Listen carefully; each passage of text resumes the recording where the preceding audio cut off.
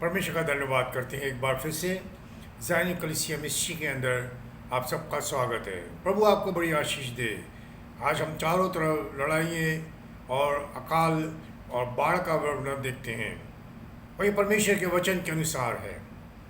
आइए हम कुछ देर के लिए परमेश्वर के वचन में से देखेंगे प्रकाशित वाक्य उसका 4 अध्याय, प्रकाशित वाक्य उसका 4 अध्याय और उसके 1 पद को मैं पढ़ूंगा, जिसमें कुछ बातें हम पाएंगे। इन बातों के बाद जो मैंने दृष्टि की तो क्या देखता हूँ कि स्वर्ग में एक द्वार खुला हुआ है और जिसको मैंने पहले तुरही से शब्द से अपने साथ बातें करते सुना था, वही कहता है कि यहाँ ऊपर आ जा और मैं वे बातें तुझे दिखाऊंगा जिनका इन बातों के बाद पूरा होना अवश्य है। जिनका इन बातों के बाद, ये शब्द है, ध्यान दें, जिनका इन बातों के बाद, अर्थात अगर हम देखें 7 कलीसियाओं का वर्णन परमेश्वर मसीह यीशु के द्वारा यूहन्ना से पटमस के टापू पे कर रहे हैं और आज जो हम जीवन को व्यतीत कर रहे हैं वो हम इन 7 कलीसियाओं की 2 आखिरी कलीसियाओं के अंदर पाए जाते हैं। और वो बोलता है अंतिम दिनों में इन बातों के बाद। हम देखते हैं मत्ती जी सुसमाचार के अंदर, अगर हम पाते हैं वहाँ पर प्रभु यीशु मसीह ने कहा है अंत का समय के वर्णन कर रहे हैं। अंत का समय, आज हम बहुत से भविष्यवाणियाँ सुन रहे हैं, बहुत सी बातें हम पाई जाती है, परंतु हम कुछ परमेश्वर के पवित्र वचन में से हम कुछ सच्चाइयों को देखेंगे, पढ़ेंगे हम परमेश्वर के वचन में। दानियल की पुस्तक उसका जो है 12 अध्याय, दानियल की पुस्तक उसका 12 अध्याय हम पाते हैं। यहाँ पर जो लिखते हैं, यहाँ पर उसका 3 पद लिखा हुआ है, इस प्रकार से लिखा हुआ है, तब सिखाने वालों की चमक आकाश मंडल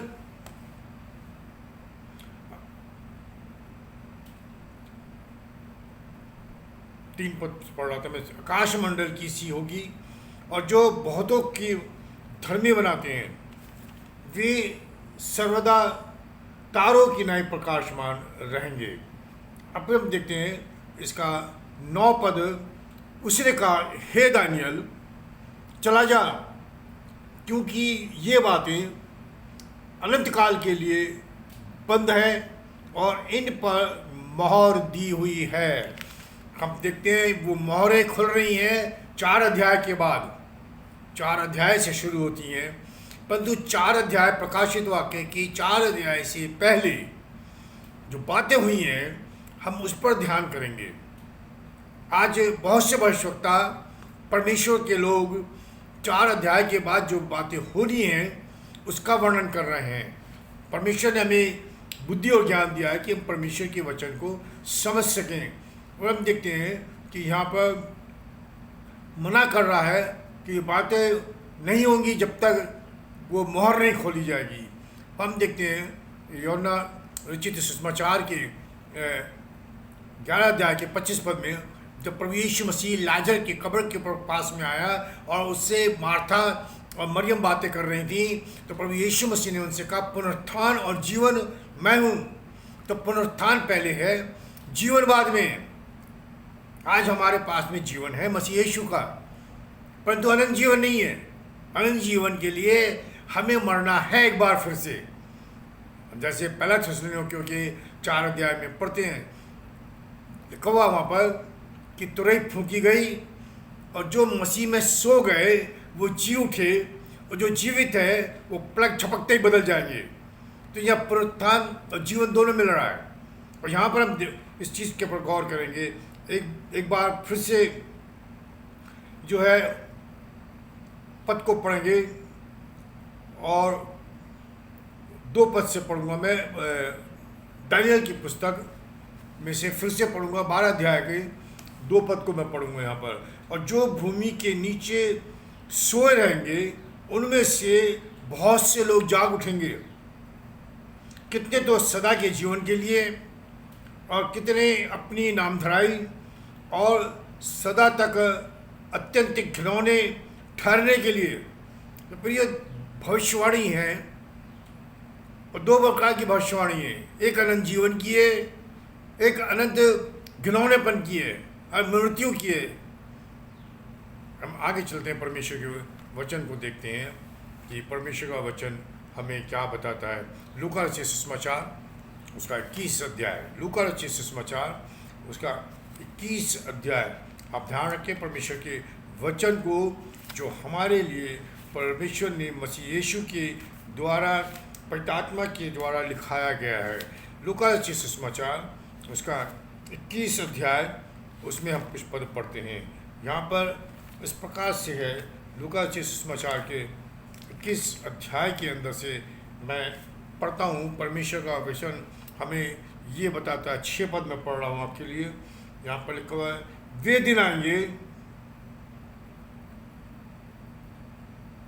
जिसमें ये सब तुम देखते हो, उनमें से यहाँ किसी पत्थर पर पत्थर भी ना छूटेगा जो ढाया ना जाएगा। यरूशलेम का भविष्यवाणी है। फिर यरूशलेम की भविष्यवाणी 2 बार पूरी हो चुकी है। एक बार जब रोमी साम्राज्य ने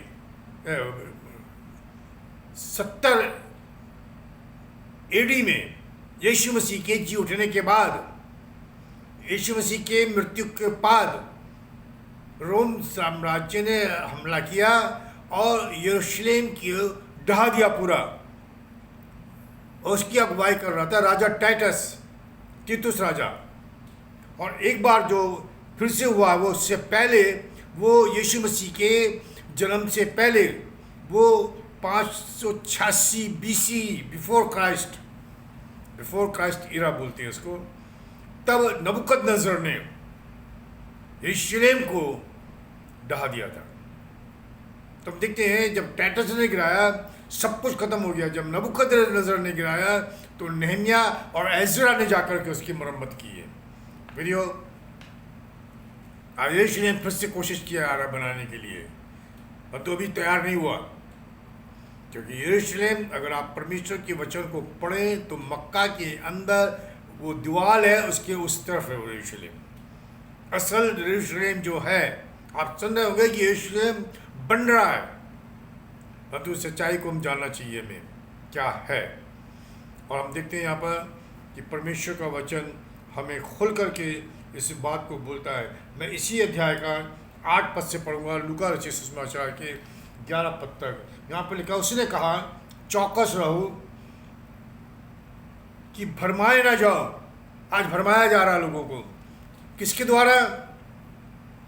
परमेश्वर के वचन के द्वारा। प्रियो, आप ध्यान से अगर पढ़ें मत्ती रचित सुसमाचार उसका 4 अध्याय, भरमाने वाला यीशु मसीह के पास में आया और परमेश्वर के वचन के द्वारा वो यीशु मसीह से बातचीत कर रहा है। अब शैतान का वर्णन कर रहे हैं, इब्लीस आया। मैं किसी को दोष नहीं लगा रहा, परंतु आज परमेश्वर के वचनों को लेकर के बड़ी तोड़ मरोड़ कर करके भविष्यवाणियों को लोगों के सामने प्रस्तुत किया जा रहा है। यहाँ से फिर से पढ़ता हूँ मैं। उन्होंने उससे पूछा कि हे गुरु, ये सब कब होगा और ये बातें सब पूरी होने पर होंगी, कब पूरी होने पर होंगी? तो उस समय का क्या चिन्ह होगा? यीशु ने उनसे कहा, चौकस रहो, भरमाए ना जाओ, क्योंकि बहुतेरे मेरे नाम से आकर के, ध्यान देंगे इस पद के पर, बहुतेरे मेरे नाम से आकर कहेंगे कि मैं यहाँ हूँ, ये भी कि समय निकट आ पहुँचा है, तुम उनके पीछे ना चले जाना। और जब तुम लड़ाइयों और बलवों की चर्चा सुनो तो घबरा ना जाना, क्योंकि इनका पहले होना अवश्य है, परंतु उस समय तुरंत अंत ना होगा। आज लड़ाइयाँ सुन रहे हैं हम, बलवे सुन रहे हैं हम, बाढ़, अकाल, जातिवाद झगड़े देख रहे हैं हम। प्रभु यीशु मसीह क्या कह रहे हैं? तुरंत अंत नहीं होगा, तुरंत अंत नहीं होगा। हम अंतिम युग की बात कर रहे हैं, अंतिम युग की, प्रभु यीशु मसीह के आगमन से पहले की। दो आगमन का वर्णन है, एक गुप्त है और एक प्रकट में है। गुप्त का वर्णन हम देखते हैं प्रेरितों के काम उसका 1 अध्याय, प्रेरितों के काम उसका 1 अध्याय और उसके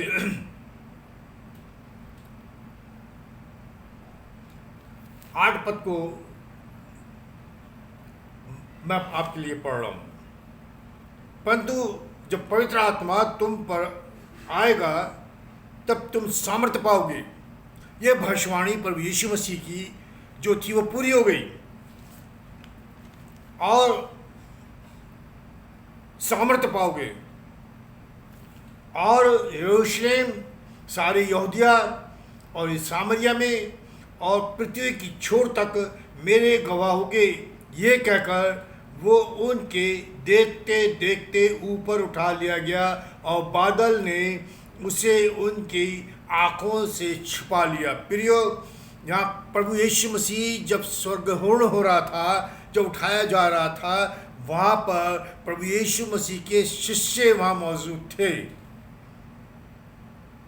11 शिष्य, ध्यान दीजिएगा, है 12वां शिष्य नहीं था वहाँ पे। 12वां शिष्य बाद में चुना गया। और हम देखते हैं यहाँ पर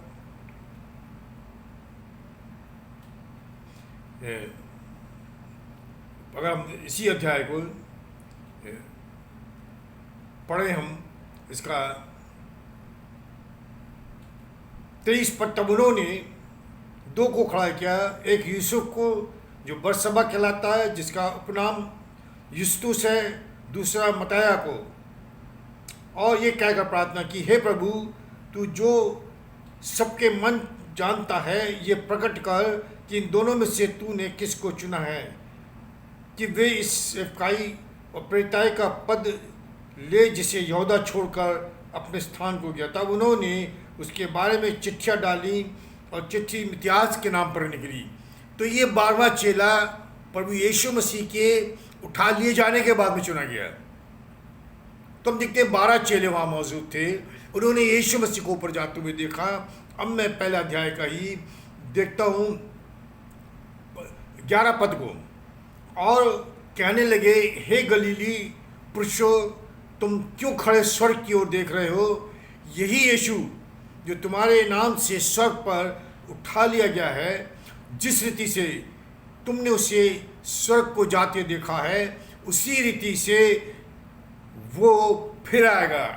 यहाँ पर स्वर्गदूत प्रभु यीशु मसीह के शिष्यों से बात कर रहा है, ना कि संसार के लोगों से, ना कि मंडली से, ना कि विश्वासियों के झुंड से। ये 12 चेले ये विश्वासियों को बताते हैं। तो जब यीशु मसीह आएंगे तो वो ही देख पाएंगे जो प्रभु में होंगे, जो प्रभु में होंगे, जो प्रभु के नाम से कराते हैं, वो नहीं, जो प्रभु यीशु मसीह के अनुसार, उसके वचनों के अनुसार, पवित्रता के साथ में, धार्मिकता के साथ में, वचन के अनुसार प्रार्थना में जीवन को व्यतीत करते हैं और परमेश्वर उनसे खुश होता है। तो हमने देखा यहाँ पर सच्चाई यही है कि वो फिर से आएगा। फिर वापस आएंगे लूका रचित सुसमाचार के अंदर, उसका 21 अध्याय हम पढ़ रहे हैं, उस पर हम ध्यान कर रहे हैं। तो हम देखते हैं उस पर लूका रचित सुसमाचार उसका 21 अध्याय हम फिर से देखेंगे। और यहाँ पर कुछ और बातें हम देखते हैं जो प्रभु यीशु मसीह ने संसार को छोड़ने से पहले अपने शिष्यों से कहीं, और वो पद हम पाते हैं यहाँ पर लूका रचित सुसमाचार के 21 अध्याय के जो है 44 पद में इस प्रकार से लिखा हुआ है,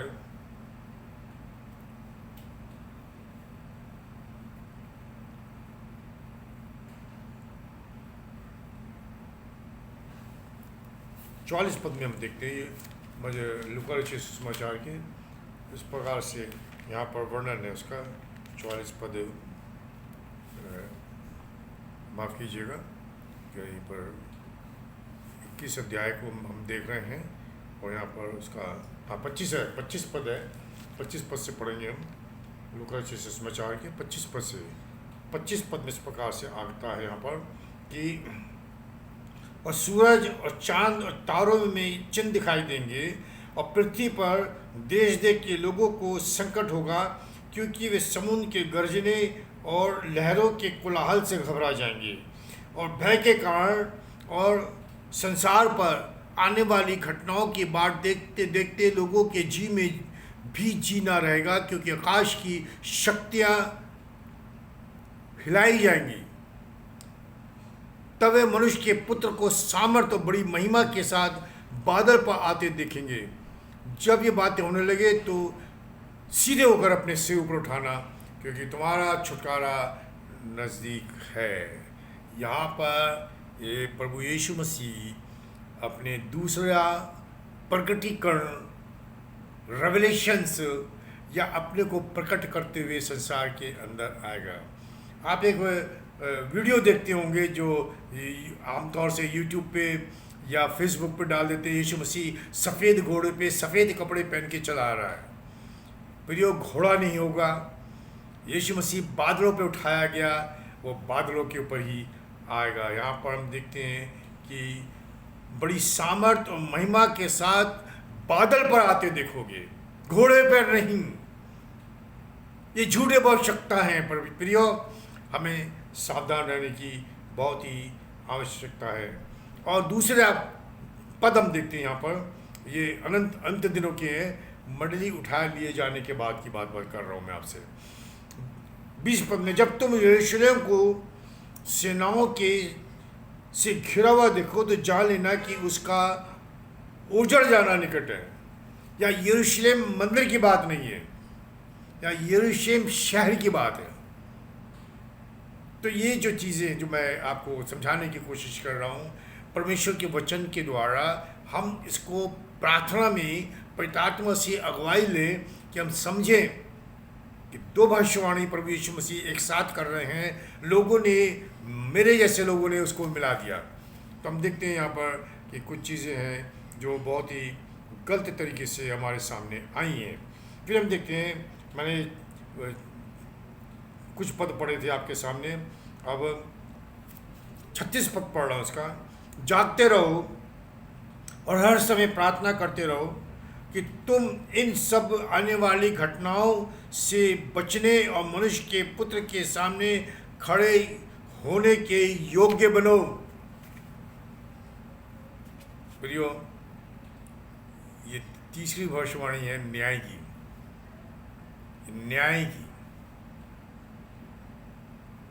परंतु ये न्याय जब हम उठा लिए जाएंगे तब ये न्याय हमारा होगा। तो प्रियो, हमें परमेश्वर की भविष्यवाणी को प्रार्थना के द्वारा, पवित्र आत्मा की अगुवाई के द्वारा समझने की बहुत ही ज़्यादा आवश्यकता है। मरकुस रचित सुसमाचार के जो है लिखा हुआ है यहाँ पर कि 13 अध्याय में, मरकुस रचित सुसमाचार 13 अध्याय, उसके कुछ पद मैं आपके सामने पढ़ना चाहूँगा जो प्रभु यीशु मसीह ने किए। 13 अध्याय उसका 32 पद इस प्रकार से हमें बताता है कि उसने उनसे कहा,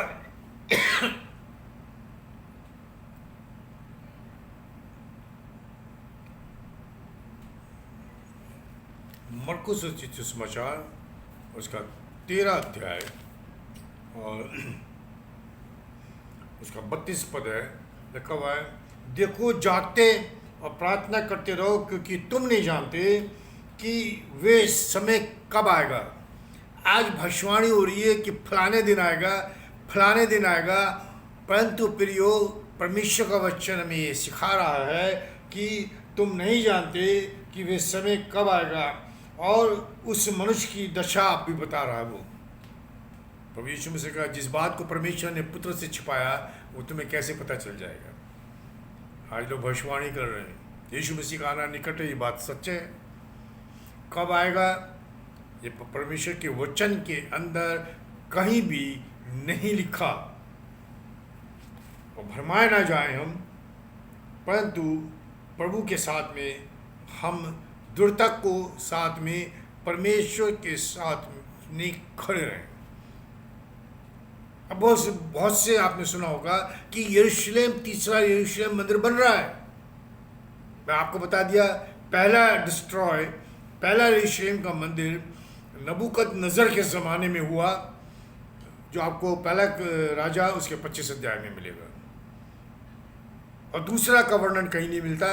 परंतु मसीह यीशु के जी उठने के बाद 70 एडी में रोमन साम्राज्य ने हमला किया और यरूशलेम मंदिर को तोड़ दिया। टाइटस उस वक्त राजा था। मैं दोबारा चीज़ को आपके सामने रख रहा हूँ। हम देखते हैं यहाँ पर एक पद हम प्रकाशित वाक्य में से पढ़ेंगे, परंतु उसका यहाँ पर उल्लेख करना इसलिए आवश्यक मैं समझता हूँ कि परमेश्वर का वचन हम बड़ी गंभीरता के साथ समझें। 13 अध्याय प्रकाशित वाक्य, उसका 13 अध्याय और उसका 16 और 17 पद इस प्रकार से लिखा हुआ है यहाँ पर कि और उसने छोटे बड़े, धनी, कंगाल, स्वतंत्र, दास सब के दाहिने हाथ या उसके माथे पर एक एक छाप करा दी कि उसको छोड़ जिस पर छाप अर्थात उस पशु का नाम या उसके नाम का अंक हो और कोई लेन देन ना कर सके। ज्ञान इसी में है, जिसे वे बुद्धि है वह उस पशु का अंक जोड़ ले, क्योंकि वह मनुष्य का अंक है और उसका अंक 666 है। माफ कीजिएगा। जिस नंबर को हम आज देख सकते हैं और लोग इस नंबर को लेकर के भी भविष्यवाणी कर रहे हैं। प्रियो, इसलिए हमें बहुत ही आवश्यक है कि हम परमेश्वर के वचन को बड़ी गंभीरता के साथ में, प्रार्थना के साथ में पढ़ें। मत्ती रचित सुसमाचार उसके 24 अध्याय में हम फिर पढ़ते हैं। यहाँ पर उसके 36 पद में इस प्रकार से लिखा है कि उस दिन और उस घड़ी के विषय में कोई नहीं जानता, ना स्वर्ग के दूत और ना पुत्र, परंतु केवल पिता। जैसे नूह के दिन थे वैसे ही मनुष्य के पुत्र का आना भी होगा।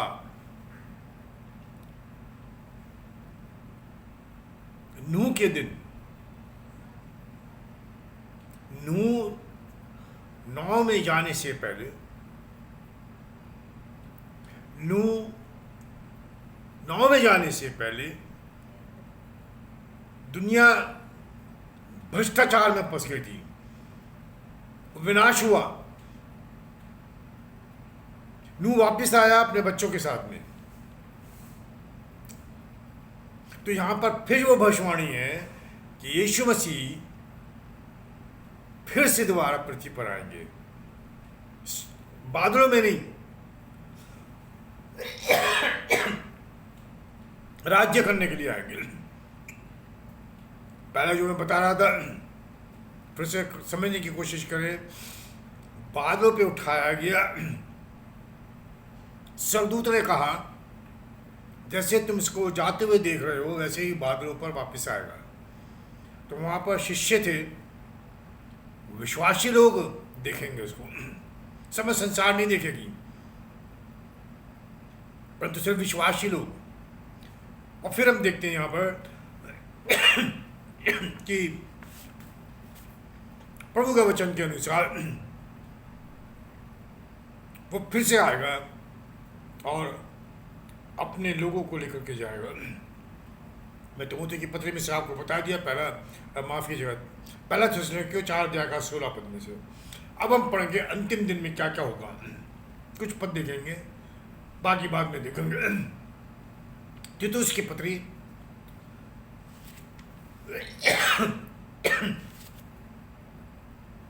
दूसरा तीतुस उसका 3 अध्याय, दूसरा तीतुस उसका 3 अध्याय, उसका पहला पद मैं पढ़ रहा हूं आपके सामने।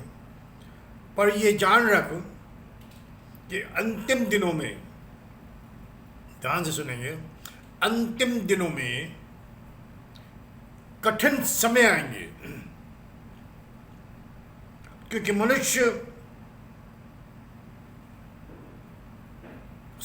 अपस्वार्थी, लोभी, डींग मारने वाला, अभिमानी, निंदक, माता पिता की आज्ञा टालने वाला, कृतघ्न, अपवित्र, माया रहित, क्षमा रहित, दोष लगाने वाले, असंयमी, कठोर, भले के बैरी, विश्वासघाती, ढीठ, घमंडी और परमेश्वर के नहीं वरन सुख विलास ही के चाहने वाले होंगे। ये है, और ये मनुष्य भक्ति का भेष तो धरेंगे पर उसकी भक्ति को ना मानेंगे, पर उसकी शक्ति को, उसकी सामर्थ्य को ना मानेंगे। ऐसे से परे रहना, ये अंतिम दिनों के बाद वर्णन कर रहा है। आज आप मंडली के अंदर, आज आप अपने आसपास के लोगों के बीच में देख सकते हैं, आप विश्वासों में देख सकते हैं, आप पास्टरों को देख सकते हैं, झूठों से भरे पड़े, अभिमानी, लोभी, पैसों के लोभी, विश्वास के बारे में दूसरों को बताते हैं परंतु खुद विश्वास नहीं है। ये अंतिम दिनों के क्षण प्रभु यीशु मसीह जो है अपने लोगों के द्वारा प्रकट कर रहा है, जो हमने यहाँ पर पढ़ा 3 अध्याय के 1 पद से 5 पद तक। और हम देखते हैं कि इस प्रकार के लोग जो है आज संसार के अंदर फैल गए। ये अंतिम क्षण है, अंतिम क्षण जरूर है, हमें तैयार रहना है। बोल रहे हैं प्रभु यीशु मसीह, मत भरमाए जाए, हम भरमाए नहीं जाए, परंतु बड़ी दीनता के साथ में परमेश्वर के वचन को पढ़ते हुए, सुनते हुए, उसको अपने जीवन में डरते हुए, कांपते हुए, लागू करते हुए हम आगे बढ़ें। हम देखते हैं कुछ पदों को परमेश्वर के वचन के अंदर, पतरस की पत्री में से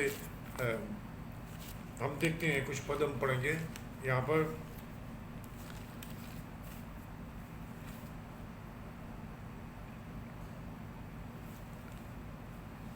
यहाँ पर प्रभु का वचन हमें ये सिखाता है कि हमें अंतिम दिनों में कैसे जीवन को व्यतीत करना है। 3 अध्याय है, पहला पत्र, उसका 3 अध्याय, उसके 1 पद से हम पढ़ते हैं। यहाँ पर लिखा है, पत्नियों तुम भी अपने पति के अधीन रहो। और यहाँ पर कुछ वर्णन है, हम आप देखते हैं 1 अध्याय, माफ़ कीजिएगा 3 अध्याय, पहला पत्रस 3 अध्याय का 1 पद से अगर हम 6 पद तक पढ़ें और उसके बाद 7 और 8 अध्याय पढ़ें तो हम पति और पत्नियों का वर्णन पाते हैं। यहाँ पर आज हम देखते हैं मंडली के अंदर क्या क्या घटनाएं हो रही हैं। क्या लिखा हुआ है यहाँ पर कि इसलिए कि यदि इनमें से कोई ऐसे हो जो वचन को ना मानते हो तो भी तुम्हारे भय सहित पवित्र चाल चलन को देखकर बिना वचन के अपनी पत्नी के चाल चलन के द्वारा खिंच जाए, तुम्हारा श्रृंगार बनावटी ना हो। आज मंडली के अंदर ऐसे स्त्रियां पाई जाती हैं।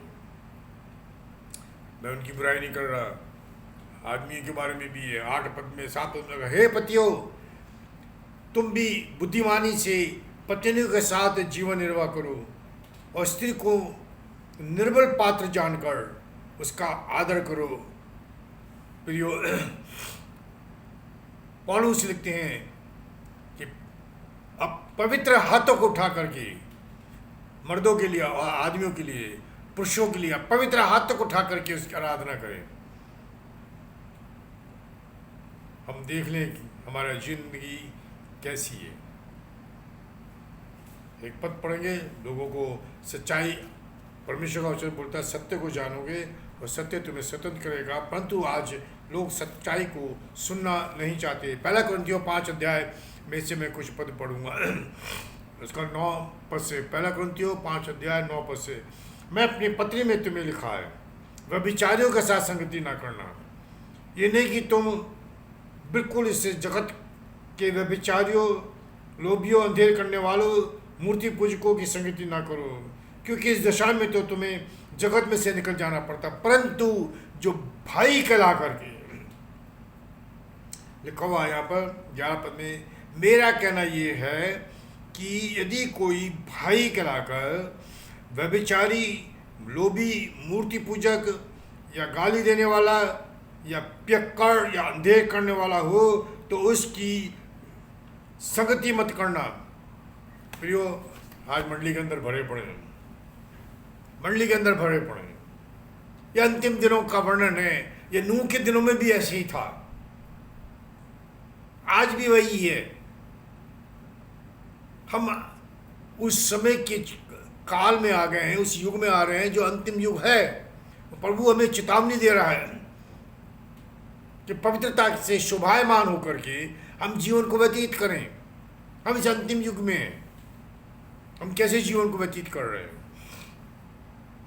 मत्ती रचित सुसमाचार के 24 अध्याय में, लूका रचित 21 अध्याय में हम इसका वर्णन पढ़ते हैं।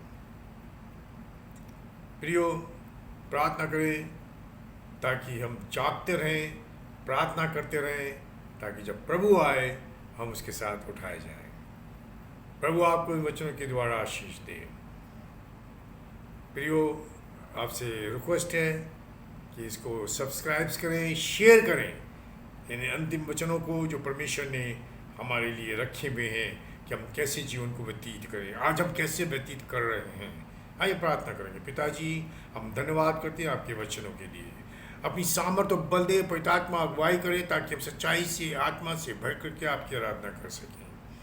अपने वचनों के द्वारा बातचीत करें प्रभु, ताकि जब आप आए तो हम पवित्रता से वो खुदावंद आपका इंतजार करते रहें। महिमा आपको देते पिता यीशु के नाम से मांगते हैं, सुनो ग्रहण कर, आमीन।